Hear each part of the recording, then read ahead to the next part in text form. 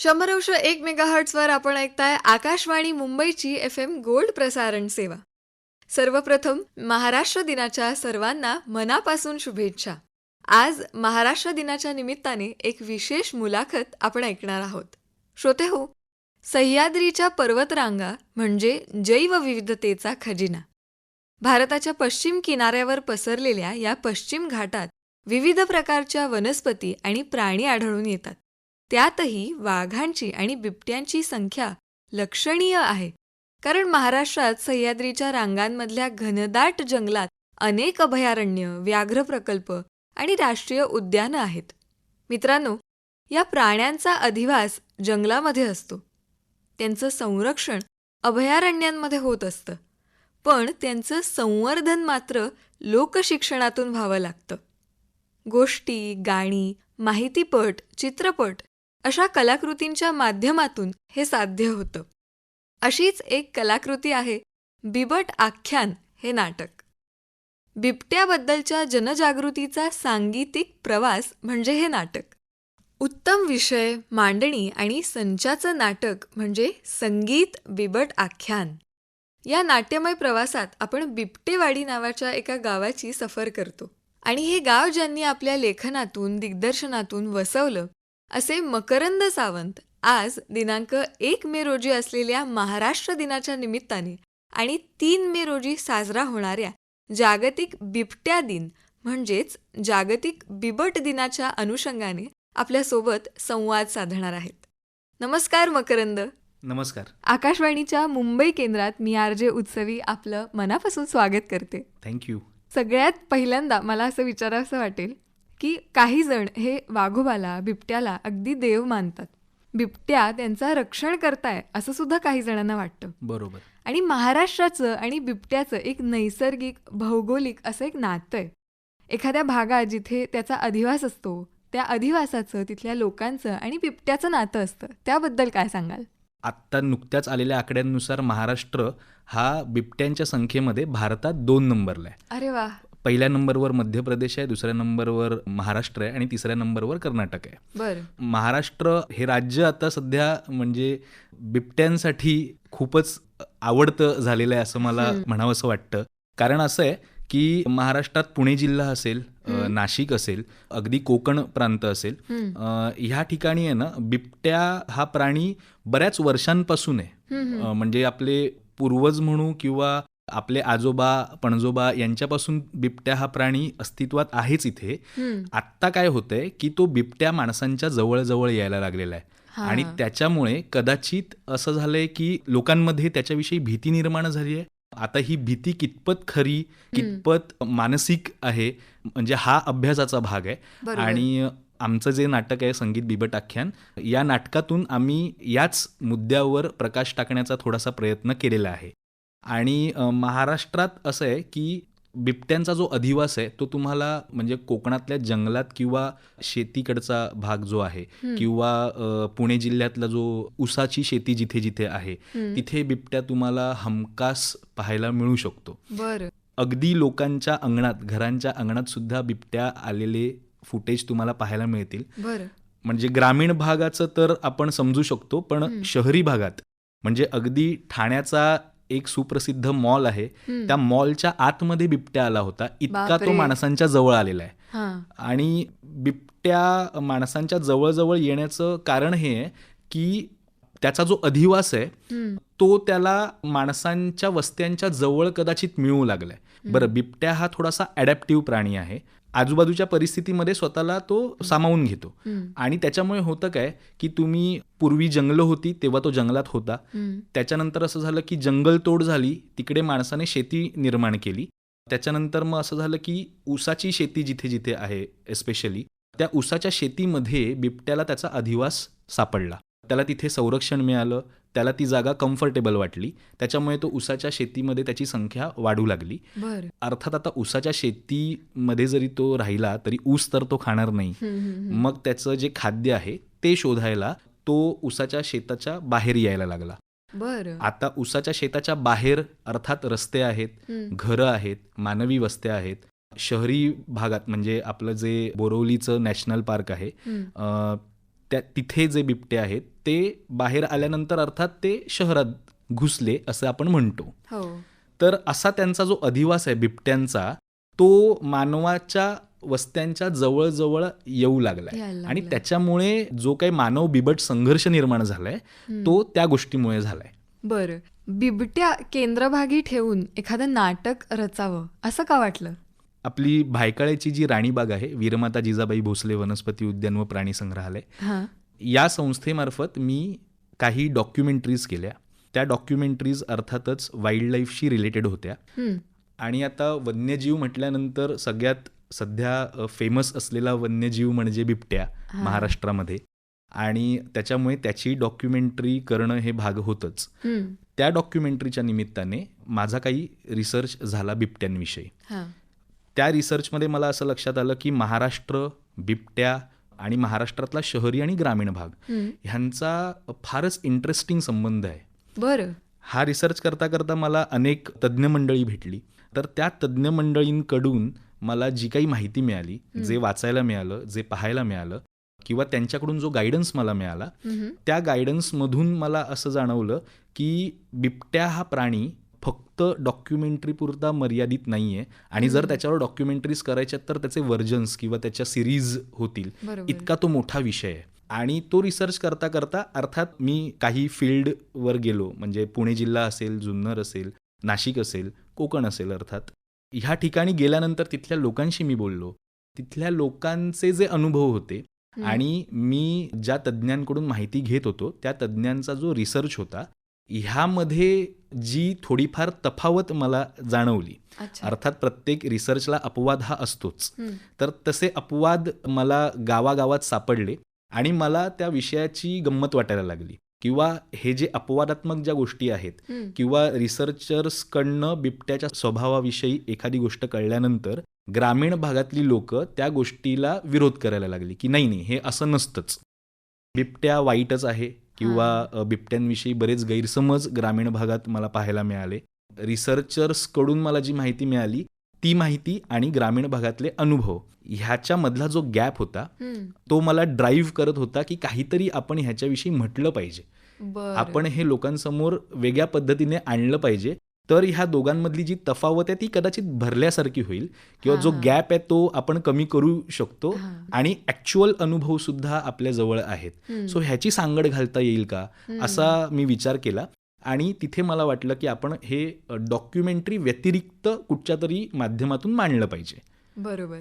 आणि मग असं झालं की एकदा जुन्नरमध्ये असताना मी एका कीर्तनाला बसलो होतो, आणि त्या कीर्तनाला अख्खं गाव लोटलं होतं, कारण कीर्तन फार प्रसिद्ध माध्यम आहे आणि लोक ते एन्जॉय करतात आजही. सो मी त्या कीर्तनाला बसलो होतो, हाऊसफुल गर्दी होती. आणि कीर्तन संपल्यानंतर मी ज्यांच्या घरी राहत होतो जुन्नरमध्ये, त्या घरात मी परतलो, आणि तिकडच्या ज्या बायका होत्या, त्यांचं काही फार शिक्षण वगैरे झालं असेल असं मला वाटत नाही, पण त्या अगदी ज्याला आपण चुलीवर काम करणाऱ्या ग्रामीण बायका अशी एक टर्म वापरतो, तर तशा त्या बायका कीर्तनात जे काही त्यांनी ऐकलंय ते ताबडतोब इम्प्लिमेंट करताना मला दिसल्या. अरे वा. आणि मला असं वाटलं की हे जे माध्यम आहे ते लोकशिक्षणाचं खूपच प्रभावी माध्यम ठरू शकतं. बरोबर. आणि माझ्याकडे जो विषय होता, किंवा माझ्या डोक्यात घोंगावणारा जो विषय होता मानव बिबट संघर्षाचा, तो जर मी कीर्तन, भारूड किंवा अगदी तमाशा, लावणी या पद्धतीतून जर मांडला तर कदाचित तो लोकांच्या मनावर राज्य करू शकतो असं मला थोडंसं जाणवलं. आणि मग जुन्नरला जिथे मी होतो तिकडे जवळ ओझर नावाचं गाव आहे, तिथे गेल्यानंतर मला तिथल्या लोकांनी सांगितलं की इथे म्हणजे जसे मुंबईत रस्त्यावर कुत्रे फिरतात तसे आमच्या गावात बिबटे फिरतात. मग त्यांच्याकडून जे मी किस्से ऐकले ते इतके विनोदी होते. खरं तर ते फार सिरियस होते त्यावेळी, पण ते मला ऐकताना इतके विनोदी वाटले की मी म्हटलं की हे किस्से तर कुठचाच रिसर्चर मला सांगू नाही शकत, किंवा कदाचित हे किस्से त्या रिसर्चर्सनी ऐकले पाहिजेत. पण असे विनोदी किस्से म्हणजे एखादा सांगू शकाल का, नक्की काय ऐकलं? आहेत, बरेच किस्से आहेत जे ऐकण्यासाठी तुम्हाला नाटक बघावं लागेल. आमच्या श्रोत्यांना एखादा किस्सा ऐकायला आवडेल. बरं, एक किस्सा असा होता की म्हणजे एक आमचा मित्र त्याला सवय होती की रात्री लघुशंका करण्यासाठी उठायचं. मग तो दररोज रात्री उठायचा, घराबाहेर यायचा आणि गावात कसं असतं की बाहेरच सगळ्या विधी होतात. एका रात्री तो घराबाहेर आला तर त्याच्या घराच्या मागून बिबट्या एक आला, त्याच्या बाजूला झुडपामध्ये उभा राहिला. त्याच्यानंतर त्याने इकडे दुसऱ्या बाजूला बघितलं तर घराच्या मागून दुसरा बिबट्या आला. बापरे. आणि म्हणजे त्याचं असं झालं की तो तसाच काही न करताच घरात परतला आणि त्याच्यानंतर तो रात्री कधीही उठला नाही. त्यांनी इतका धसका घेतला. आता हे त्याच्यासाठी फार सिरियस आहे, पण ते ऐकताना विनोदी वाटतं. आणि ह्या नाटकामध्ये मी तेच साधण्याचा प्रयत्न केलाय की विषय सिरियस आहे पण विनोदी पद्धतीने मांडण्याचा तो प्रयत्न आहे, जेणेकरून त्यातला सिरियसनेस हा त्या गावापुरता किंवा त्या माणसापुरता जरी असला आणि लोकांसाठी जरी ती घटना किंवा तो किस्सा विनोदी असला तरी सुद्धा तिकडे आपण दुर्लक्ष नाही करू शकत. म्हणजे जर बिबट्या खरंच माझ्या बाजूला उभा राहिला तर कुठचाही रिसर्चर असू दे, मी स्वतः असू दे किंवा कोणीही असू दे, तुम्ही असाल, तुम्हाला भीती वाटणार, थोडी तरी भीती वाटणार. सो मी विचार केला की फक्त आपण बिबट्याची माहिती मांडून चालणार नाही, लोकांची मानसिकता त्याच्या मागची, लोकांची भीती, ह्याला सुद्धा आपण प्राधान्य दिलं पाहिजे. आणि म्हणून मी जे खरे किस्से ग्रामीण भागात घडलेले ते किस्से किंवा काही शहरी भागातले सुद्धा किस्से आहेत, ते किस्से सुद्धा मी नाटकात मांडले आणि म्हणजे मानवी मानसिकता जी आहे बिबट्यांविषयीची त्याला सुद्धा मी तेवढंच प्राधान्य दिलेलं आहे. बरं, तुम्ही म्हणालात की आधी राणीच्या बागेत तुम्ही काम करत होता तेव्हा तुम्ही बिबट्यावर डॉक्युमेंटरीज केल्या होत्या, पण आता नाटक करायचं ठरलं आणि त्याच्यानंतर लेखन, दिग्दर्शन आणि वेशभूषा ते तुम्ही ठरवलं. त्यासोबतच तुम्ही ग्रामसेवक हांडेची भूमिका सुद्धा निभावताय या नाटकामध्ये. तर इतकी सगळी वेगवेगळी शैली आहे आणि त्याच्यात एवढे डिपार्टमेंट्स आहेत, ते कसे सांभाळले? याचं श्रेय मला असं वाटतं की माझ्या महाविद्यालयीन एकांकिका स्पर्धा जेव्हा मी करायचो तर तेव्हा असं असायचं की सगळेच डिपार्टमेंट आम्हाला पाहावे लागायचे. रंगभूमीची शिस्त ज्याला आपण म्हणतो. अगदी बरोबर. त्याच्यामुळे महाविद्यालयात असताना मी जे काही इंटर कॉलेजिएट कॉम्पिटिशन्स केल्या तिथून जी सवय लागली होती किंवा तिकडे नाटकाकडे बघण्याचा जो एक दृष्टिकोन डेव्हलप झाला होता त्याचा फायदा मला ह्या ठिकाणी सुद्धा झाला. आणि काय होतं की प्रायोगिक नाटक जेव्हा आपण करतो तेव्हा तो एक प्रयोग असतो, तेव्हा तुम्ही लोकांकडून हे एक्सपेक्ट नाही करू शकत की तुमच्या डोक्यातला प्रयोग त्यांच्या डोक्यात सुद्धा सुरू होऊ शकेल. त्यांना तो तुम्ही एक्सप्लेन करू शकता पण ते किती रिसीव्ह करतील हे तुमच्या हातात नाही आहे. त्याच्यामुळे मग तुम्हाला तुमच्या डोक्यात असलेली क्वालिटी किंवा तुमच्या डोक्यात जे काही म्हणायचं आहे तुम्हाला ते त्यांच्यामार्फत तुम्ही म्हणू शकताय का? जर म्हणू शकत नसाल तर स्वतः लीड घ्या आणि मग म्हणा. कारण अर्थात तेच आहे, जर मीच लीड नाही घेतला तर माझे जे सहकारी आहेत त्यांना कळणारच नाही की एक्झॅक्टली म्हणायचं काय. कारण बिबट्यांविषयी किंवा महाराष्ट्रातल्या फोक फॉर्म्स विषयी जो काही रिसर्च होता तो मी केला होता, तो त्यांनी करावा अशी अपेक्षा करणं चुकीचं आहे. अर्थात नाटकात जेव्हा त्यांनी सहभाग घेतला तेव्हा त्यांनी सुद्धा तो रिसर्च केला, त्याच्यानंतरच ते डायलॉग म्हणतात किंवा त्यांनी म्युझिक कंपोज केलेलं आहे किंवा ते गाणी म्हणतात. कारण अर्थ जोपर्यंत कळत नाही, त्यातला डेप्थ कळत नाही तोपर्यंत ते येणारच नाही मनापासून. पण त्यांनी नंतर सुरू केला रिसर्च आणि तो रिसर्च तेवढ्यापुरती थोडासा मर्यादित होता की जर माझं कॅरेक्टर हे आहे तर मला काय विचार करायला पाहिजे एवढ्यापुरती तो मर्यादित होता. पण मला तसं करून चालणार नव्हतं. मला तो एक पूर्ण रिसर्च करणं गरजेचं होतं, लोकांची मानसिकता समजून घेणं गरजेचं होतं, बिबट्याची मानसिकता समजून घेणं गरजेचं होतं. आणि म्हणून मी निर्णय घेतला की वेगवेगळी डिपार्टमेंट्स ही मी हँडल करणं गरजेचं आहे ह्या नाटकासाठी. रंगभूमीवरचा तुमचा हा प्रवास सुरू होता आणि त्या दरम्यानच तुम्ही बारस नावाचं एक नाटक पाहिलं ज्यात तुम्हाला काही कलाकार आवडले आणि मग तुम्ही त्यांना जाऊन विचारलं की बिबट आख्यान नावाचं नाटक मी करतोय, त्यात काम कराल का? मग प्रत्येकाने कुठलं पात्र साकारायला पाहिजे ते कसं ठरवलं, म्हणजे ती प्रोसिजर कशी होती? आता जेव्हा मी हे म्हणतो की महाराष्ट्रातले फोक फॉर्म्स आपण लोकांसमोर आणतोय तर मला फक्त मुंबईतले कलाकार घेऊन चालणार नाही, मला फक्त पुण्यातले कलाकार घेऊन चालणार नाही, मला महाराष्ट्रातल्या गावागावातले कलाकार, मातीतले कलाकार, अर्थात म्हणजे जे अगदी रॉ आहेत, जे अगदी त्या मातीतून ती कला सादर करतायत वर्षानुवर्ष, तसे कलाकार असणं फार गरजेचं आहे. बरोबर. त्याच्यानंतर मग मी विचार केला की आपण महाराष्ट्रातल्या वेगवेगळ्या भागातले कलाकार घेऊन आपण हा विषय लोकांसमोर आणूयात. आणि मग झालं असं की अर्थात ते जसं तुम्ही म्हटलं तसं बारस नावाचं एक नाटक मी पाहिलं, त्यात मला काही कलाकार असे भेटले जे मूळचे कोकणातले आहेत. त्यामुळे कोकणी कलांचा बाज ज्याला आपण म्हणतो तो त्यांच्यात आहे. त्यांना महाराष्ट्रातल्या फोक फॉर्म्सची उत्तम जाण आहे, कारण त्यांनी तेवढा अभ्यास केलेला आहे. म्हणून मी त्यातल्या काही कलाकारांना निवडलं की नाही, ह्यांच्याबरोबर आपल्याला काम करायचं आहे, कारण ह्यांना ती समज आहे, त्या फोक फॉर्म्सची समज आहे आणि आपल्याला जे म्हणायचं आहे ते विषय ते उत्तमरित्या मांडू शकतात. किंवा आपण जी गाणी लिहिलेली आहेत त्याचे लिरिक्स सुद्धा मी लिहिले आहेत नाटकातले.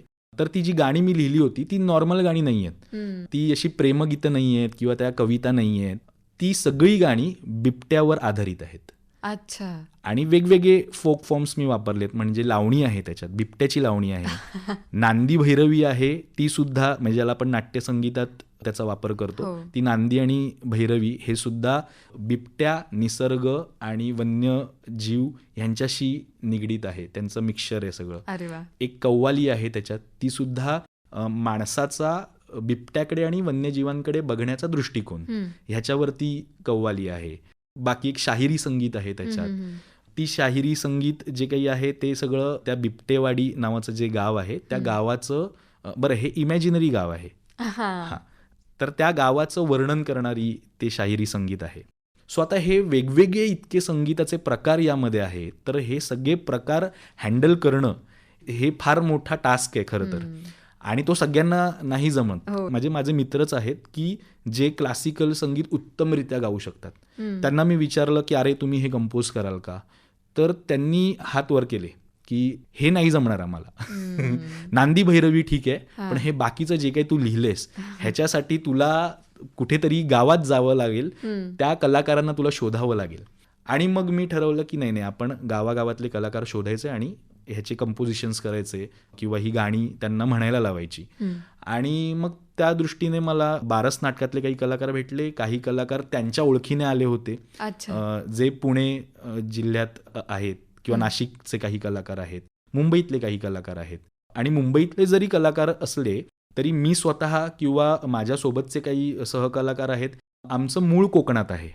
म्हणजे आपल्या कोकणात वाघबारस नावाचा एक उत्सव होतो, म्हणजे वाघाची पूजा केली जाते.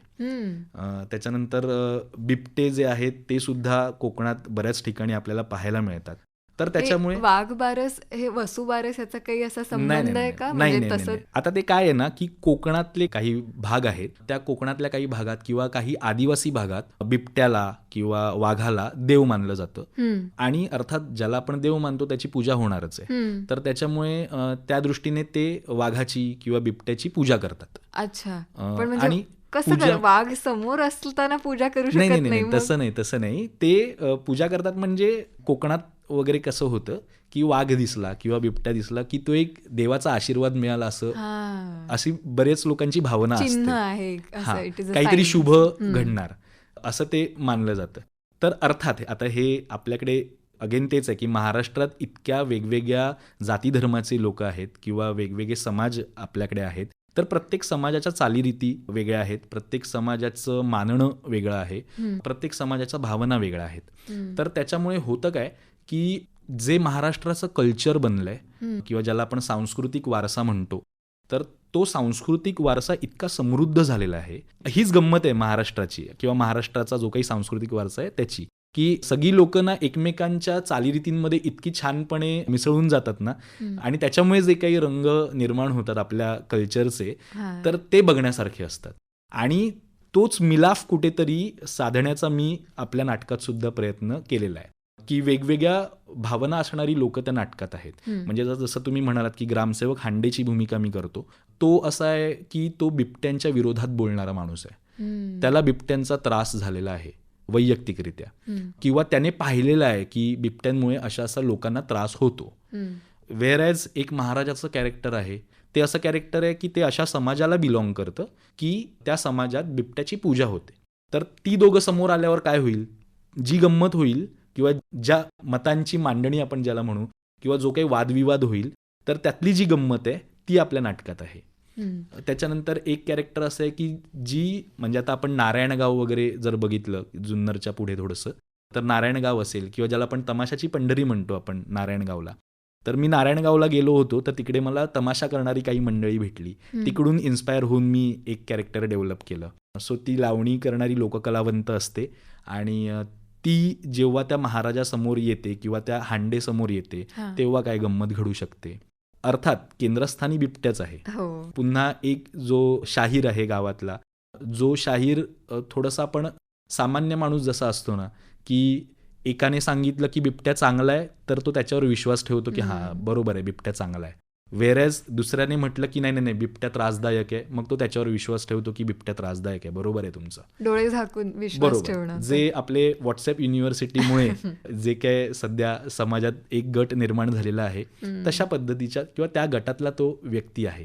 अर्थात तो चांगला आहे किंवा वाईट आहे अशातला आपण काही असं कुठे मेन्शन करत नाही किंवा कोणीच. म्हणजे ग्रामसेवक हांडे असेल किंवा महाराज असेल, त्यांची जी काही मतं आहेत तर ती मतं चुकीची आहेत का किंवा ती बरोबर आहेत का ह्याच्यात आपण पडत नाही. ते आपण ऑडियन्सवर सोडलेलं आहे. ऑडियन्सने ज्याचं त्याचं इंटरप्रिट करावं अशा पद्धतीने ते आपण गुंफण्याचा प्रयत्न केलेला आहे त्या माध्यमातून. आणि महाराष्ट्रातल्या वेगवेगळ्या विभागातून तुम्ही कलाकार जमवले आणि फार कमी दिवसात हे नाटक तुम्ही उभं केलं. राणीच्या बागेत पहिला प्रयोग सादर केला. लोककलेसारख्या ताकदीच्या माध्यमातूनच आपलं म्हणणं लोकांपर्यंत पोहोचवायला हवं किंवा लोकसंगीत निवडायला हवं असं का वाटलं? हां, आता ह्याचं असं आहे ना, की एकतर संगीत हा जो काही विषय आहे किंवा गाणी हा जो काही विषय आहे, तर तो आपल्या मनावर इतकं लहानपणापासून बिंबवला जातो किंवा आपोआप जे काही आपण पाहतो तर आपण खूप प्रभावित झालेलो असतो त्या पर्टिक्युलर माध्यमातून. शिवाय आपल्या महाराष्ट्राच्या नाटकांची जी परंपरा आहे, ती नाटकांची परंपरा सुद्धा संगीत नाटकांपासून सुरू झाली. म्हणजे संगीत हा गाभा असायचाच नाटकांचा सुद्धा. पण संगीत नाटक असेल, लावणी किंवा तमाशासारखं एक माध्यम असेल, भारुडं असतील, अभंग असतील, हे जी काही माध्यमं आहेत ना, तर ती लहानपणापासून आपण ऐकतो आणि स्वतः शिकतो. बरेचसे कलाकार आपल्या नाटकात सुद्धा आहेत की जे कुठे शिकलेले नाही आहेत. लहानपणापासून ते ढोलकं वाजवतच आलेत किंवा ते कुठेतरी भजनांना जाऊन ढोलकं वाजवतात. त्यांना कोणी शिकवलं नाही की अरे ता धिन वगैरे हे काही शिकवलेलं नाही, पण त्यांनी ते आत्मसात केलं. आता हे आत्मसात कसं होतं तर तुमचं त्या पर्टिक्युलर गोष्टीवर प्रेम बसतं आणि आपोआप ते तुम्हाला यायला लागतं. आपल्या नाटकात असेच कलाकार आहेत महाराष्ट्रातल्या वेगवेगळ्या भागातले आणि त्या कलाकारांच्या माध्यमातून त्यांची जी काय लोकसंगीत ज्याला आपण म्हणू त्यातला फ्लेवर जर आपल्या नाटकांमध्ये आपण आणला तर ते नाटक थोडंसं सर्वसमावेशक होऊ शकतं असं मला वाटलं. आणि तसा परिणाम आम्हाला आता मिळतो आहे की लहान मुलांना नाटक आवडतंय, मिडल एज लोक जी आहेत त्यांना ते नाटक आवडतंय, वयोवृद्धांना ते नाटक आवडतंय आणि जे यूथ आहे त्यांना सुद्धा ते नाटक आवडतंय. अरे वा. आपल्या नाटकात असं आहे की लोककलांचे वेगवेगळे प्रकार असल्यामुळे प्रत्येक एज ग्रुपला ते नाटक आपलं असं वाटतं. मग तो एज ग्रुप ग्रामीण भागातला असू दे नाही तर शहरी भागातला असू दे, पण ते सगळ्यांना मजा येते नाटक बघताना. आणि फक्त मजा येत नाही, त्यातून आपण जे मांडण्याचा प्रयत्न करतोय किंवा लोकशिक्षणाचा जो प्रयत्न करतोय तो सुद्धा त्यांच्यापर्यंत व्यवस्थितरित्या पोचतोय असे आम्हाला रिव्ह्यूज आले. तर त्याच्यामुळे मला असं वाटतं की ते जी काही लोकसंगीत आहे ते मी जाणीवपूर्वक टाकलेलं आहे त्याच्यात, कारण मला लोकांपर्यंत पोहोचायचंय. बिबट्या हा विषय मी डॉक्युमेंटरीमधून सुद्धा मांडलाच होता की, पण ती डॉक्युमेंटरी बघताना गावागावात ज्या लोकांच्या रिॲक्शन होत्या त्या मला अशा जाणवल्या की अरे तो बिबट्या किती सुंदर दिसतो रे, अरे त्याचे डोळे किती मस्त आहेत. मला या रिॲक्शन नको हव्या होत्या. मला रिॲक्शन अशा हव्या होत्या की बाबा तुम्ही मी जे काही मांडलंय, जे काय म्हणतोय ते ऐका किंवा त्यातून जे काही तुमचे समज गैरसमज असतील त्याच्यावर तुम्ही चर्चा करा किंवा त्याच्यातून काहीतरी बोध घ्या. हे मला एक्सपेक्टेड असायचं, पण ते समहाव खूप कमी प्रमाणात मला दिसलं आणि मला असं वाटलं की आपण जे मांडण्याचा प्रयत्न करतोय ते लोकांपर्यंत खरंच पोचतंय का, ह्या संभ्रमात मी होतो. आणि म्हणून मी निर्णय घेतला की नाही, जर लोकांपर्यंत पोचायचं तर लोकांना काय आवडतं त्या माध्यमातून आपण पोचूया. त्यातल्या त्यात प्रभावी माध्यम काय तर लोककला. मग लोककलेच्या माध्यमातून आपण त्यांच्यापर्यंत हा विषय मांडूया. तर ते इतकं सोपं गणित माझ्या डोक्यात होतं. अतिशय वेगळा आशय आणि विषय आहे या नाटकाचा, बिबट आख्यान. आणि त्याच्यामध्ये एक फ्री फॉर्मचा प्रकार वापरला गेलाय किंवा मुक्तपणे सादरीकरण ज्याला आपण म्हणतो. तर त्या पद्धतीविषयी प्रेक्षकांकडून तुम्ही म्हणालात तसं तुम्हाला प्रतिसाद तर आलेलाच आहे, पण आणखी प्रेक्षकांकडून पुढे जाऊन काय अपेक्षा आहेत आणि दिग्दर्शक म्हणून जेव्हा तुम्ही नाटक बसवत होतात तेव्हा कलाकारांना कितपत स्वातंत्र्य आहे बदल करण्याचा किंवा इम्प्रोव्हायझेशन करण्याचा? एक चांगली बाब अशी प्रेक्षकांकडून की ते पूर्ण नाटक शांतपणे ऐकतात. जिथे लाफ्टर्स आहेत तिकडे व्यवस्थित लाफ्टर्स देतात आणि जिथे खरंच ऐकणं गरजेचं आहे तिकडे ते व्यवस्थित ऐकतात. आत्तापर्यंत तरी आमचा असा अनुभव आहे. आणि कुठच्याही कलाकाराला त्याच्या डोक्यात हे असतंच की प्रेक्षकांनी मला दाद द्यावी, दाद. आणि ती दाद जर योग्य ठिकाणी येत असेल तर नथिंग लाईक इट. म्हणजे बरोबर. त्याच्यासारखं सुख नाही जगात. आणि आत्तापर्यंत आम्हाला प्रेक्षकांकडून तशा पद्धतीची दाद मिळते आहे. आणि प्रेक्षकांनी ते नाटक जरी विनोदी असलं तरी सुद्धा त्यातला विनोद हा भाग नक्कीच एन्जॉय करावा, पण त्यातलं जे म्हणणं आहे ते सुद्धा कुठेतरी समजून घेण्याचा प्रयत्न करावा, एवढी माझी अपेक्षा आहे. माणसाच्या मानसिकतेचा, बिबट्यांविषयीच्या आणि बिबट्यांच्या मानसिकतेचा विचार ॲटलिस्ट तुम्ही केलात ना तरी ते आपलं सक्सेस आहे असं मला वाटतं. तेवढीच माझी अपेक्षा आहे की लोकांनी ॲटलिस्ट त्या विषयाचा विचार करावा. कारण हा विषय असाच सोडून देण्यासारखा नाही आहे. खरं तर खूप गंभीर विषय आहे. त्या विषयाला तेवढं ग्लॅमर कदाचित मिळत नसल्यामुळे लोक त्याच्याकडे वेगळ्या दृष्टीने बघतायत असं मला वाटतं. माझ्या नाटकात असं वाक्यसुद्धा आहे की बिबट्याला पॉझिटिव्ह ग्लॅमर मिळणं गरजेचं आहे. कारण बिबट्याचा वापर जर आपण व्यवस्थितरित्या केला, म्हणजे त्याच्या अस्तित्वाचा वापर जर आपण व्यवस्थितरित्या केला तर बिबट्यापासून आपण पर्यटन निर्माण करू शकतो. बिबट्या हे आपल्या विकासाची किल्ली ठरू शकते. बरोबर. महाराष्ट्राला जर देवाने बिबटे दिलेले आहेत तर ते काहीतरी त्याच्या मागे रिझन असेल. आणि माणूस हा असा प्राणी आहे की नियतीने किंवा निसर्गाने त्याला जे काही दिलेलं आहे त्याच्यापासून तो काही ना काहीतरी उत्तमरित्या त्याचं निर्माण करत असतो. बरोबर. आणि जर निसर्गाने आपल्याला बिबट्या दिलाय तर त्या बिबट्यापासून सुद्धा आपण काहीतरी छान डेव्हलप करू शकतो आणि त्याचा वापर आपण आपल्या माणसाच्या विकासासाठी करू शकतो असं मला वाटतं. आणि मला असं वाटतं शाळेत सुद्धा आपल्याला शिकवायचे जी फूड चेन असायची बघा, त्याच्यामध्ये सुद्धा बिबट्या सगळ्यात सर्वश्रेष्ठ किंवा म्हणजे त्या फूड चेनच्या ट्रायंगलवर सगळ्यात वरच्या लेवलला असतो. सो ते जे चक्र आहे निसर्गाचं त्याचा कुठेतरी एक महत्वाचा भाग आहे बिबट्या. अगदीच. म्हणजे ते ज्याला आपण इकोसिस्टीम म्हणतो, तर त्या इकोसिस्टीमचा किंवा परिसंस्थेचा बिबट्या असू दे किंवा वाघ असू दे किंवा मार्जार कुळातले जे काही प्राणी आहेत तर ते सगळेच प्राणी फार महत्वाचे आहेत. आणि आता काय होतंय ना की माझ्या दृष्टीने बिबट्या असा आहे ना की तो थोडासा ॲडॅप्टिव्ह तर आहेच, पण तो फार गूढ प्राणी आहे आणि तो खूप चतुर प्राणी आहे. तर आता जेव्हा लोक त्याला देव मानतात किंवा त्याच्यावर श्रद्धा ठेवतात तर तेव्हा माझं असं होतं की तो अगदीच देव असू शकतो. कारण देव म्हणजे काय की कुठच्या तरी चांगल्या गोष्टीचं ते प्रतीक आहे. आणि अर्थात त्याला मनात ठेवून आपण सेफ आहोत ही फिलिंग आपल्यात असणं महत्त्वाचं आहे. आणि बिबट्याच्या बाबतीत त्या सगळ्या गोष्टी फुलफिल होतात असं मला वाटतं. कारण बिबट्या एकतर इतका चतुर प्राणी आहे, म्हणजे तुम्ही असं जंगलात फिरायला गेलात तर तो तुमच्या बाजूला असेल पण तुम्हाला तो कळणार नाही. तो इतका त्या ॲटमॉस्फिअरमध्ये मिसळून जातो तो. सो त्याच्यामुळे तो तुम्हाला दिसणार पण नाही की तो बाजूला आहे. बरोबर. आणि बरेचदा असं होतं की गावचे जे कोणी शेतात काम करणारी लोक असतात तर ती जेव्हा जेव्हा शेतात जातात तर बऱ्याच लोकांनी मला असं सुद्धा सांगितलं की अरे तो जो काही आमच्या शेतातला बिबट्या आहे ना त्याला कदाचित आमचं शेड्यूल माहिती आहे. म्हणजे आम्ही जेव्हा येणार ना तेव्हा तो बरोबर कुठेतरी बाहेर जातो आणि जेव्हा आम्ही निघतो तेव्हा तो बरोबर येतो. आता तो येतो आणि जातो हे कसं कळतं तर त्याचे जे काही पगमार्क्स असतात त्याच्यावरून त्यांना तो अंदाज येतो. किंवा कधी कधी बिबट्यांचे बछडे सापडतात शेतामध्ये, तर त्याच्यावरून त्यांना कळतं की ओके इकडे आहे अस्तित्व, आपल्याला दिसत नाहीये पण तो आहे. तर ते असंच आहे. आणि म्हणजे आपण नाही का म्हणतो देव सगळीकडे आहे तसा बिबट्या सगळीकडे आहे. आणि देव सगळीकडे आहे पण तो दिसत नाही, तसा बिबट्या सगळीकडे असतो पण तो कदाचित आपल्याला दिसत नाही. त्याच्यामुळे ते सगळे जे काही गुणधर्म आहेत देवाचे ते बिबट्या फुलफिल करतो, म्हणून त्याला कदाचित बरेच लोक देव मानत असावेत. आणि म्हणजे आता हा विनोदाचा भाग झाला, पण अगेन तेच आहे की कोणापासून काय घ्यावं हीच महाराष्ट्राची संस्कृती आहे. म्हणजे आपण अगदी मुंगीपासून सुद्धा शिकतो काही गोष्टी. सो बिबट्यापासून सुद्धा काही गोष्टी शिकण्याचा प्रयत्न बरेच लोक करतात. आणि त्याच्यामुळेच मला असं वाटतं की त्याचा परिणाम हा फक्त त्या पर्टिक्युलर ग्रामीण भागावर किंवा शहरी भागावर होणार नाहीये, तर तो अख्ख्या महाराष्ट्रावर हळूहळू दिसायला लागेल. म्हणजे बिबट्याचं जे चातुर्य आहे किंवा बिबट्या अटॅक करताना पण तो असा डायरेक्ट अटॅक करत नाही, तो पूर्ण अंदाज घेतो, तो पूर्ण स्ट्रॅटेजी करतो आणि मग अटॅक करतो एखाद्या शिकार जर त्याला करायची असेल तर. कसं आहे ना की आपण बरेचदा असं होतं की रागाच्या भरात काहीतरी बोलून जातो, भांडणं करतो, एकमेकांना शिवीगाळ करतो. पण तेच जर आपण शांतपणे परिस्थितीचा आढावा घेऊन शांत बसलो त्यावेळी आणि जेव्हा संधी आहे तेव्हा बरोबर आपण त्या पर्टिक्युलर गोष्टीवर अटॅक केला की आपलं यश आपल्याकडे असतं. बिबट्या हेच आपल्याला कदाचित शिकवतो की तुम्ही थांबा, वेट अँड वॉच, थांबा आणि जेव्हा तुम्हाला संधी मिळेल तेव्हा तुमचं जे काही कार्य आहे किंवा जे काही तुमचं कर्तृत्व आहे ते योग्य वेळी करा. तुम्ही असं हपापल्यासारखं करू नका. कारण हल्लीच्या जगात आपल्याला माहिती असेल की लोक डिजिटल मीडियावर इतकं की नाही मला बघा, मला लाईक करा, मला हे करा, ते करा. बिबट्या तसं करत नाही. बिबट्या शांत असतो. तर मला ते खूप आवडतं बिबट्याचं. आणि मी नाटकात पण हे म्हटलेलं आहे की प्रत्येक माणसामध्ये बिबटे आहे. म्हणजे प्रत्येक माणूस हा बिबट्यासारखा थोडासा त्याच्या स्वभावात ते गुणधर्म आपल्याला जाणवतात. तर ते डेव्हलप करायचे की नाही करायचे हा ज्याचा त्याचा प्रश्न आहे. पण प्रत्येक माणसात बिबटे आहे हे माझं खूपच स्ट्रॉंग मत आहे.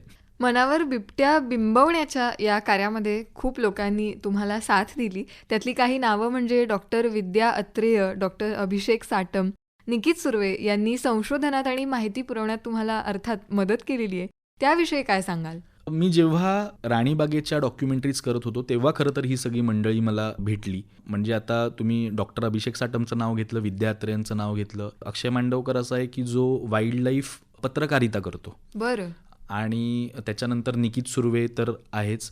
त्याच्यानंतर डॉक्टर अजय देशमुख म्हणून आहेत. डॉक्टर अजय देशमुखांनी ग्राउंड लेवलवर जुन्नरमध्ये जेव्हा बिबट्यांची समस्या निर्माण झाली तर तेव्हा जातीने लक्ष घालून ती समस्या दूर करण्यासाठी किंवा लोकांचा बिबट्याकडे बघण्याचा दृष्टिकोन बदलण्यासाठी जर सुरुवात ॲक्च्युअल ग्राउंड लेवलवर कोणी केली असेल तर माझ्या मते ती डॉक्टर अजय देशमुखांनी केलेली आहे. त्याच्याशिवाय डॉक्टर कोमल राऊळ म्हणून आहेत. तर ही सगळी जी मंडळी आहेत ना त्यांच्याकडे नॉलेज भरपूर आहे. त्यांचे रिसर्च पेपर्स आहेत, त्यांच्याकडे पॉवर पॉईंट प्रेझेंटेशन्स आहेत, त्यांच्याकडे डॉक्युमेंटरीज आहेत, व्हिज्युअल्स आहेत, कॅमेरा ट्रॅप जे असतात त्याचे व्हिज्युअल्स आहेत, CCTVचे फुटेजेस आहेत. अशी भरपूर माहिती त्यांच्याकडे आहे. पण अगेन तेच आहे की ही माहिती लोकांपर्यंत जोपर्यंत पोहोचत नाही तोपर्यंत लोकांचा दृष्टिकोन बदलणार नाही बिबट्याकडे बघण्याचा. जर आपण एक कलावंत आहोत, कलावंताचं कामच ते आहे की समाजात जे जे काही चुकीचं घडतंय किंवा जे जे थोडंसं घडणं गरजेचं आहे ते जर घडत नसेल तर त्याकडे लोकांचं लक्ष वेधून घेणं हे कलाकाराचं फार महत्त्वाचं कर्तव्य आहे. आणि मी ते कर्तव्य करण्याच्याच भावनेने मी हा रिसर्चर्स लोकांकडचा जो काही रिसर्च होता त्याचा अभ्यास केला आणि त्यांचा रिसर्च जो काही आहे तो माझ्या शब्दात मांडण्याचा मी प्रयत्न केला, सोपं करून सांगण्याचा प्रयत्न केला. आणि या बाबतीत आणखी एक किस्सा असा मी ऐकलाय की नाटकात तुम्ही असे काही संदर्भ वापरलेले आहेत. म्हणजे पावभाजी आणि वडापाव असे टर्म्स किंवा असे संदर्भ आम्हाला ऐकायला मिळतात. तर हे नक्की काय आहेत हे आमच्या श्रोत्यांना ऐकायला आवडेल. आपण आता काय की नाटकामध्ये ना मी भारूड या आपल्या लोककलेचा फार वापर केलेला आहे. आणि भारूड काय असतं की म्हणजे ही जी कला आहे ती अशी आहे की थोडंसं ना सिम्बॉलिक गोष्टी त्याच्यातून सांगितल्या जातात. म्हणजे सिम्बॉलिक पद्धतीने सांगितल्या जातात. सो ती पद्धत मला फार अट्रॅक्ट करते, मला खूप आकर्षित करते आणि मला मजा येते ते ऐकायला किंवा तशा पद्धतीने काहीतरी लिहायला. तर मग मी विचार केला की जर बिबट्याविषयी आपल्याला माहिती मांडायची आहे तर अशा काही टर्म्स आपल्याला वापरायला पाहिजेत किंवा अशी काही नावं किंवा असं काही गोष्टी वापरायला पाहिजेत ज्या लोकांच्या रेग्युलर जीवनातल्या डे टू डे लाईफमधल्या त्या आहेत. तर लोकांना ते पटकन कनेक्ट होईल. मग डे टू डे लाईफच्या गोष्टी मी शोधायला सुरुवात केली आणि मग मला असं जाणवलं की बिबट्या माणसांच्या वस्तीजवळ काय येतो तर खाण्याच्या शोधात येतो, खाद्याच्या शोधात येतो. मग त्याचं खाद्य काय आहे तर बिबट्या कधीच त्याच्यापेक्षा मोठ्या म्हणजे आकाराने मोठ्या प्राण्यावर शक्यतो झडप घालत नाही. त्याच्या आय लेवलला जेवढं दिसतं त्या आय लेवलच्या खाली जे काही असेल मग तो माणूस जरी असला तरी तो अटॅक करू शकतो. म्हणजे त्याला असं वाटतं की ते आपली शिकार आहे त्याच्यामुळे तो झडप घालतो. त्याला माणसाला मारायचं नसतं अजिबातच. पण कधी कधी काय होतं की दुर्दैवाने लहान मुलांवर हल्ले झाल्याचं आपण ऐकलंय. तर ते हल्ले सुद्धा याच कारणामुळे होतात. सो ही त्याची मेंटॅलिटी आहे. तो बिबट्या इतका इंटरेस्टिंग आहे की तो माणसाच्या घराजवळ येतो ते माणसाला कळत नाही. कधी कधी तो अगदी अंगणात असतो तरी माणसाला कळत नाही. आणि तो येतो याच कारणाने कारण त्याला खाद्य त्याचं शोधायचंय. आता त्याचं खाद्य म्हणजे काय तर कुत्रा, मांजर, ससा, डुक्कर, अगदी उंदीर, घुशी हे सगळं त्याचं खाद्य आहे. आणि आता हे खाद्य जे काही आहे तर ते त्याला इझिली अवेलेबल असतं आपल्या मानवी वस्त्यांमध्ये. कारण माणूस काय करतो की त्याच्या घराच्या बाजूला कचरा गोळा करून ठेवतो आणि जिथे जिथे कचरा आहे तिकडे तिकडे मांजर, कुत्रा जाणारच आहेत, तिकडे तिकडे उंदीर, घुशी, डुक्कर जाणारच आहे. आणि मग बिबट्याला काय वाटतं की अरे आपलं खाद्य इथे अवेलेबल आहे सो तो तिकडे मानवी वस्त्यांमध्ये येतो. आता माणसाला असं इझिली अवेलेबल असणारं खाद्य कुठचं आहे किंवा जे नाक्यावर आपल्याला मिळेल किंवा बरं ते खाऊन लगेच पोट भरेल असं कुठचं आहे, तर मग ते वडापाव आहे. म्हणून मग मी त्या प्राण्यांना वडापावची उपमा दिली. म्हणजे मी नाटकात असं म्हणतो की बिबट्या वडापाव खायला मानवी वस्त्यांवर येतो, मग त्याच्यावर कॉन्फ्लिक्ट नाटकामध्ये होतो. त्याच्यानंतर मग पुन्हा पावभाजी. आता पावभाजी म्हणजे काय, तर मग पावभाजी थोडंसं प्रीमियम फूड आहे की जे थोडंसं महाग असतं वडापावपेक्षा. ते नाक्यावर नाही मिळत. हा, म्हणजे आपल्याला हॉटेलला जायला लागतं किंवा पावभाजीचे स्पेशल स्टॉल्स असतात. बरोबर. मग ते प्रीमियम फूड आपण त्याला म्हणू. आणि मग बिबट्यासाठी प्रीमियम फूड काय असू शकतं, तर थोडेसे आपण पौष्टिक खाद्य देऊन वाढवलेले कुत्रे असतील आपल्या घरचे पाळीव, किंवा कोंबड्या असतील पाळलेल्या, हां, त्याच्यानंतर छोटी गुरं असतील, म्हणजे वासरू वगैरे ज्याला आपण म्हणतो, शेळ्या मेंढ्या असतील, ज्यांना आपण प्रॉपर पौष्टिक खाद्य दिलेलं आहे, त्यांना वाढवलेलं आहे घरच्या घरी, ती मग बिबट्याची पावभाजी होऊ शकते. अच्छा. तर अशा पद्धतीने थोडेसे मी सिम्बॉलिझम क्रिएट केले. ते सिम्बॉल्स वापरून मग मी भारुडाच्या माध्यमातून वगैरे हा जो बिबट्याचा मानवी वस्त्यांजवळ येण्याचं जे काही कारण आहे ते मांडण्याचा प्रयत्न केला. असे बरेच सिम्बॉल्स आहेत नाटकामध्ये आणि फनी आहेत. लोकांना असं होतं की बापरे, हे एवढं सोपं आहे हे. तर ते सोपं करून सांगणं हा एक मुद्दा डोक्यात ठेवून ते वेगवेगळे सिम्बॉल्स मी वापरलेले आहेत. नक्कीच. ज्यांनी नाटक पाहिलंय त्यांना सुद्धा माहिती आहे की नाटकात आजच्या काळाशी संबंधित सुद्धा बरेच विनोद आहेत. म्हणजे उदाहरण द्यायचं झालं तर शिकारी या पात्राचा एक डायलॉग आहे ज्यात तो असं म्हणतो की आता सध्या कॅशलेस इंडिया चालू असल्यामुळे जर दानधर्म करायचा असेल तर QR कोड उपलब्ध आहेत. अशी अनेक उदाहरणं देता येतील. तर हे सगळं तुम्ही जाणीवपूर्वक लिखाणातून आणलंय की मग ते इम्प्रोवाइज करत करत रंगत गेलंय? म्हणजे जनरलीच कुठच्याही नाटकाची प्रोसेस अशी असते की आपण एक आधी स्क्रिप्ट लिहितो आणि त्याच्यानंतर वेगवेगळे कलाकार येऊन ते स्क्रिप्ट वाचतात, त्याच्या तालमी सुरू होतात. आणि तालमींचा उद्देशच हा असतो की ते जे काही पर्टिक्युलर कॅरेक्टर आहे ते कॅरेक्टर कसं बोलू शकेल, काय बोलू शकेल, जे लिहिलंय ते असं बोलू शकेल का, हे सगळं जे काही फाइंड आउट करणं असतं किंवा त्याचा शोध घेणं असतं. तर तीच प्रोसेस ह्या नाटकाची सुद्धा होती. आणि जे काही डायलॉग्स आहेत आत्ताच्या घडीचे, त्यातले म्हणजे आपण असं म्हणू की बरेचसे डायलॉग हे ऑलरेडी स्क्रिप्टमध्ये होते. अर्थात कलाकारांनी त्यांचे इनपुट्स दिले. आता हे का शक्य झालं, कारण तेच की महाराष्ट्रातल्या वेगवेगळ्या भागात बोलली जाणारी भाषा, वेगवेगळ्या भागात तिकडे लोकल लेवलवर घडणारे विनोद, हे जर आपण स्टेजवर आणले तर काय होईल, ह्याच विचारधारेतून ते सगळे त्या कलाकारांचे, कारण मी आधी म्हटल्यानुसार कलाकार वेगवेगळ्या भागातले आहेत महाराष्ट्रातल्या, सो ते सगळे लोकल लेवलचे विनोद सुद्धा इथे मी पेरण्याचा प्रयत्न केलाय. म्हणजे अगदी आपण जे डे टू डे लाईफमध्ये पण जी काही सिस्टीम चालू आहे कामांची, त्याविषयी आपण बोलतो, आपल्या बॉसविषयी आपण बोलतो, किंवा एखाद्याने अगदीच पानसट विनोद केला की मग आपण कसं रिॲक्ट होतो. तर हे सगळं खरं आपण जर दाखवलं तर अजून मजा येऊ शकते. ह्या विचारातून कलाकारांनी सुद्धा इनपुट्स दिले. बरं, मी मुळातच असा दिग्दर्शक आहे की मला समोरच्याकडनं गोष्टी काढून घ्यायला आवडतात. सो जे काही माझ्याकडे कलाकारांचा संच आहे, तर ते सगळे कलाकार हे त्यांच्या कामांमध्ये निपुण आहेत आणि ते त्यांचे इनपुट्स वारंवार देत असतात. फक्त तालमींमध्येच नाही तर ते प्रयोगात सुद्धा त्यांचे इनपुट्स देतात. आणि बरेचदा असं होतं की प्रयोग चालू असताना आम्ही फोर्थ वॉल ब्रेक करतो. नाटकांना जनरली एक फोर्थ वॉल असते जिथे ऑडियन्स बसलेला असतो. तर ती जी रंगमंचाची म्हणजे आता हे काय आपण इन्व्हेंट केलेलं नाही आहे, हे फार पूर्वीपासून लोक करत आलेले आहेत.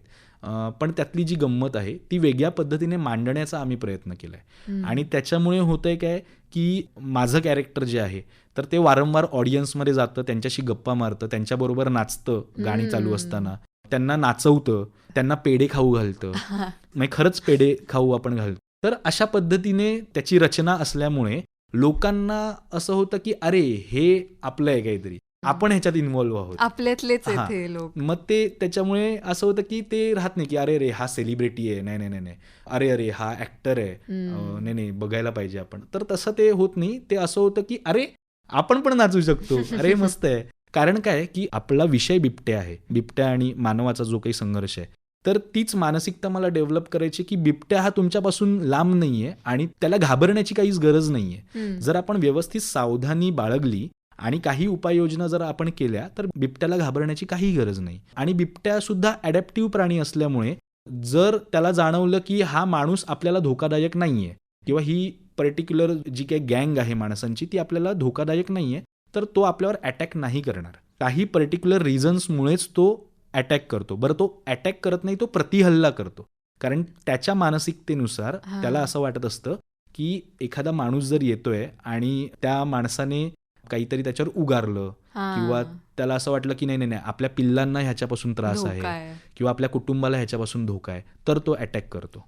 म्हणजे ज्याला आपण खरं तर प्रतिहल्ल्याची मानसिकता म्हटलं पाहिजे. हे सगळं जे आहे ना, तर ते तेव्हाच लोकांना कळेल जेव्हा बिबट्या लोकांमध्ये जाईल आणि त्यांना बिबट्याची भीती नाही वाटणार, तर बिबट्याची गंमत वाटेल. उदाहरणार्थ, आपण राणीबागेत जातो, आपण हल्ली पेग्विन्स बघतो, आपण वेगवेगळे पक्षी बघतो, कारण आपल्याला माहिती असतं की त्या पक्षापासून किंवा त्या पेग्विनपासून मला काही धोका नाहीये, उलट मस्त दिसतोय, तो छान दिसतोय, माझं मन प्रसन्न होतंय, म्हणून आपण त्याच्याकडे बघतो. तसंच जर बिबट्याच्या बाबतीत माणसांची जर मानसिकता निर्माण झाली तर बऱ्याचशा गोष्टी बदलतील. म्हणून ती मानसिकता निर्माण करणं हाच या नाटकाचा महत्त्वाचा मुद्दा आहे किंवा महत्त्वाचा उद्देश आहे. तर त्या उद्देशानेच त्या नाटकाची बांधणी सुद्धा मी केलेली आहे. म्हणून ते फ्री फॉर्ममध्ये आहे. कारण बिबट्याला तुम्ही बांधून नाही ठेवू शकत. बिबट्या काही पाळीव प्राणी नाही आहे, त्याला बांधून नाही ठेवू शकत. मग त्याच्यावर जर तुम्हाला कुठची तरी कलाकृती करायची आहे तर ती बांधून उपयोग नाही, ती मोकळी सोडायला पाहिजे. त्यातले जे कलाकार आहेत त्यांना मोकळं सोडायला पाहिजे. त्यातला जो ऑडियन्स आहे तो सुद्धा मोकळा राहायला पाहिजे. अशा पद्धतीने ती सगळी नाटकाची रचना मी केलेली आहे. म्हणजे हे सगळे थॉट्स डोक्यात ठेवून ती नाटकाची रचना केली. शेवटचा एक प्रश्न मला आपल्याला विचारायचा आहे की बिबट आख्यांमध्ये हा बिबट्या अनुभवायला मिळेल असं तुम्ही बरेचदा म्हटलंय, तर अनुभवायला मिळेल म्हणजे नक्की काय, कशा तऱ्हेने तो अनुभवायला मिळेल आणि हा अनुभव लोकांपर्यंत पोहोचवण्यासाठी तुमची काय योजना आहे? बेसिकली होतंय काय की आता आपला महाराष्ट्र म्हटला की महाराष्ट्रातला एक सगळ्यात जो काही महत्त्वाचा प्राणी आहे बिबट्या, पण इतका महत्त्वाचा प्राणी आहे पण त्याच्याविषयी लोकांना फारच कमी माहिती आहे. म्हणजे महाराष्ट्रातल्या मला असं वाटतं की 50 ते 60% लोकांना हे सुद्धा माहीत नसेल की वाघ वेगळा आहे, बिबट्या वेगळा आहे, चित्ता वेगळा आहे, जॅग्वार वेगळा आहे. हे जे डिफरन्सेस आहेत तेच मुळात लोकांना माहीत नाही आहेत. बरं, जर पालकांनाच माहीत नाही तर मुलांना माहिती असण्याचा संबंधच येत नाही.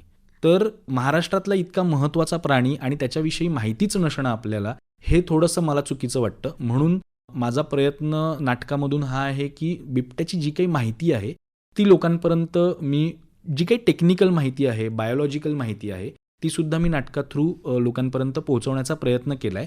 अर्थात असं कोणी भाषण देऊन बोलत नाही की हे बघा बिबट्या असा असतो, हे असं असतं. हे सगळं विनोदी पद्धतीने घडतं आणि लोकांना ते रिअलाइज होतं की अरे बापरे, हे तर आपल्याला माहितीच नव्हतं. तर अशा पद्धतीने त्या नाटकाचा इम्पॅक्ट लोकांवर होतोय. आणि बिबट्या अनुभवायला याकरता मिळतो कारण बिबट्या नाटकात दिसतच नाही. बिबट्या दिसत नाही पण त्याचं अस्तित्व जाणवत राहतं. बिबट्याचं जे काही नॅचरल हॅबिटेट आहे किंवा माणसाच्या लोकवस्त्यांजवळचे जे काही बिबटे आहेत त्यांचं पण असंच आहे की ते दिसत जरी नसले तरी त्यांचं अस्तित्व जाणवत राहतं. आणि मग तेच मी मॅच करण्याचा प्रयत्न केलाय नाटकामध्ये. तर कदाचित तुम्हाला बिबट्या दिसणार नाही पण त्याचं अस्तित्व नक्की जाणवेल. आणि नाटक संपेपर्यंत लोकांना हे रिअलाइज होत आहे की बिबट्याचं सहअस्तित्व, ज्याला आपण सहअधिवास म्हणतो, कोएक्झिस्टन्स, आपल्याला एक्सेप्ट करायला लागेल तर आपण व्यवस्थितरित्या राहू शकतो. तर अशा पद्धतीने तो बिबट्या आपल्याला अनुभवायला मिळतो. अर्थात लहान मुलं सुद्धा ऑडियन्समध्ये असल्यामुळे बिबट्या येतो, पण तो कुठून येतो, कसा येतो, कधी येतो, हे सगळं अनुभवायचं असेल तर नाटक बघायला लागेल. नक्कीच. आणि विनोदी नाटकाच्या माध्यमातून हसत हसत आम्हाला बरेच काही तुम्ही शिकवून जाता. मनोरंजन आणि प्रबोधन करणारी ही कलाकृती प्रत्येक गावात, प्रत्येक शहरात पोहोचावी अशी आमची इच्छा आहे. पुढच्या प्रयोगांसाठी तुम्हाला आणि बिबट आख्यांच्या संपूर्ण संचाला आकाशवाणी मुंबई केंद्राकडून भरभरून शुभेच्छा. महाराष्ट्र दिनाच्या निमित्ताने आज आपण इथे आलात, आमच्याशी संवाद साधलात, त्याबद्दल पुन्हा एकदा धन्यवाद. धन्यवाद. महाराष्ट्र दिनाच्या निमित्ताने बिबट आख्यांचे लेखक, दिग्दर्शक मकरंद सावंत यांची ही विशेष मुलाखत तुम्ही ऐकलीत 100.1 मेगाहर्ट्झ FM गोल्डवर. या मुलाखतीसाठी निर्मिती सहाय्य केलं होतं रोहिणी पाटील हिनं. सादरकर्त्या ज्योत्स्ना केतकर यांच्यासह मी RJ उत्सवी तुमचा निरोप घेते. नमस्कार.